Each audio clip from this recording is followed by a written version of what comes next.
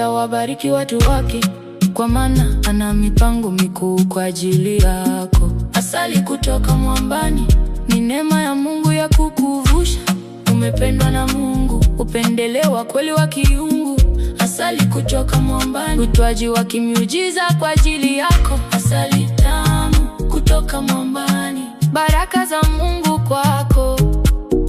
Asali tamu kutoka mwambani, baraka za Mungu kwako. Au labda wengi wetu tumewahi kufuatiwa na mtu aliyesema kitu kama Mungu ameniambia.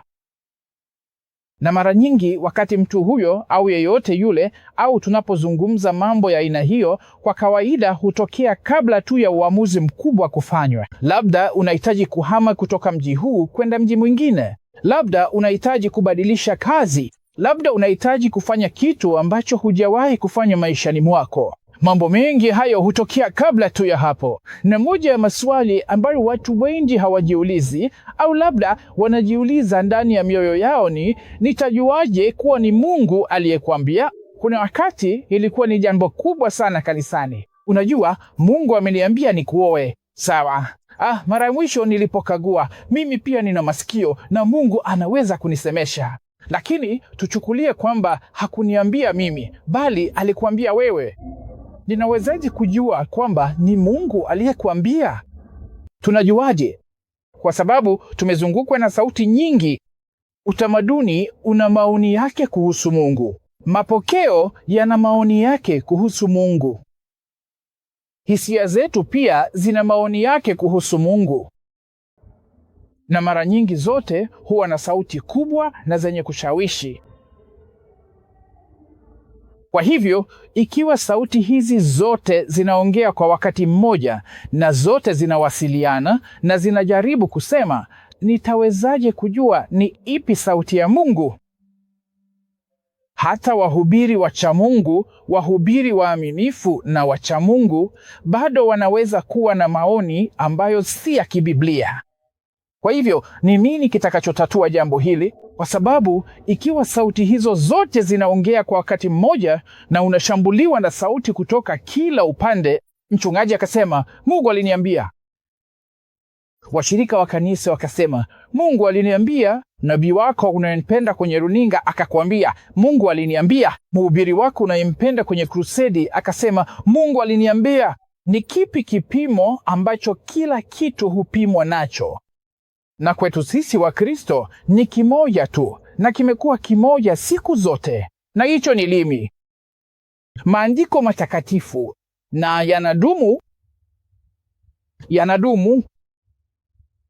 Si kweli inayopitwa na wakati, si kweli inayohitaji kubadilishwa kulingana na matakwa ya kila kizazi.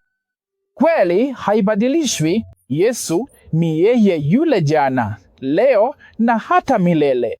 Kile kilichokuwa kibaya miaka 2000 iliyopita bado ni kibaya leo na kitakuwa kibaya miaka 50 ijayo. Haibadiliki kulingana na kizazi. Ikiwa ushoga ulikuwa mbaya wakati wa Biblia, bado ni mbaya leo na utaendelea kuwa mbaya wakati ujao. Ikiwa uasherati ulikuwa mbaya miaka 2000 iliyopita, bado ni mbaya leo na utaendelea kuwa mbaya hapo baadaye. Chochote kilichokuwa kibaya hapo zamani bado ni kibaya leo na kitakuwa kibaya daima tunaposonga mbele. Je, unaelewa? Kweli yake inadumu. Na hii ndio sababu jambo hili ni muhimu sana kwa jinsi tunavyoishi maisha ya Kikristo. Ikiwa maandiko ni ya kweli kwa sehemu tu, basi wewe na mimi tunakuwa ndio tunaochagua kile tunachotupa na kile tunachofikiri Mungu alikukubali. Maandiko yamepuliziwa na Mungu. Paulo hasemi maandiko yanatia moyo. Si hivyo anavyosema. Na ninapozungumzia kuhusu kutia moyo, ni kama vile unaweza kusema, wimbo huo unanitia moyo, filamu hiyo ilinitia moyo, mzungumzaji wangu ninayempenda wa kutia moyo alinitia moyo. Anasema, yamepewa kwa pumzi ya Mungu. Tafsiri ya moja kwa moja, maandiko yote yamepuliziwa na Mungu. Yanatoka katika pumzi ya Mungu. Hii inamaanisha maandiko yote yana asili yake na chanzo chake katika Mungu. Sio maoni ya mhubiri, Kwa hivyo neno hili linaonyesha kitu kinachotoka kwa Mungu, lakini kinakuja kupitia waandishi wanadamu. Kumbuka hilo. Mungu ndiye anayepulizia neno lake, lakini maandiko yanakuja kupitia waandishi wanadamu. Hata hivyo, hayapotezi chanzo chake cha kiungu. Kwa hivyo, nikikuambia nenda ukamwambie 1, 2, 3, wewe ndiye uliyemwambia 1, 2, 3. Lakini chanzo cha hiyo 1, 2, 3 ni nini? Mimi ndiye chanzo cha 1, 2, 3, si wewe. Unaelewa? Kwa hivyo, maandiko yamepuliziwa na Mungu. Sasa tofauti hiyo ni muhimu zaidi kuliko inavyosikika, kwa sababu kitabu cha kutia moyo kitakugusa, lakini kitabu kilichopuliziwa na Mungu kina mamlaka. Wahubiri sio mamlaka ya mwisho, maandiko ndiyo. Na hii ni sehemu muhimu sana hata kwa kanisa changa kama hili, kwa sababu nataka kujiweka hapo na nataka kukuambia kuwa mimi si mamlaka yako ya mwisho. Mimi si mamlaka ya kanisa hili kwa upande wa maandiko. Maandiko lazima yazungumze waziwazi na kisha lazima tuyatii. Kwa hivyo, mimbari sio mamlaka ya mwisho. Na hapa ndipo ninapowapa ruhusa, yaani kama nitawahi kufundisha chochote ambacho hakipatani na maandiko, nitafurahi na nitashukuru ikiwa mtu atakuja na kuniambia, yaani hili halipatani na maandiko, au tafadhali fafanua ili labda nielewe. Na sisemi kwamba sasa tuanze kuja hapa kupigana, hicho sio ninachosema. Lakini unapaswa kuwa na hekima ya kutosha kujua kwamba unaweza kutambua kwamba hilo halipatani na maandiko. Na kwa sababu Biblia inasema wamefanywa kuwa wapya, na kwa kweli Biblia inasema wameumbwa, kwa sababu inamaanisha Mungu amekufanya kuwa kiumbe kipya ambacho hakijawahi kuwepo. Halafu mtu anakuja na kukwambia, hapana, si kweli, kwa sababu nikitazama maisha yako naweza kuona alama za laana.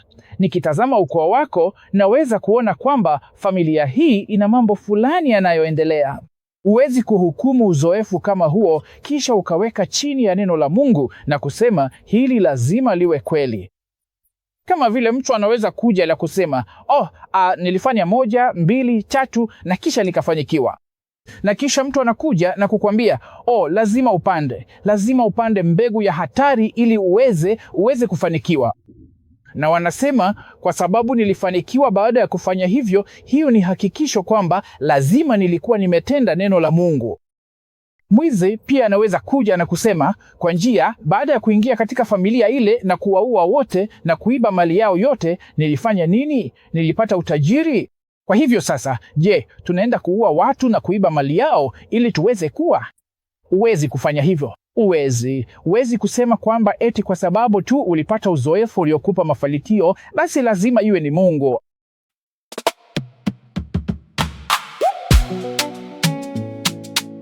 Huduma ya asali kutoka mwambani.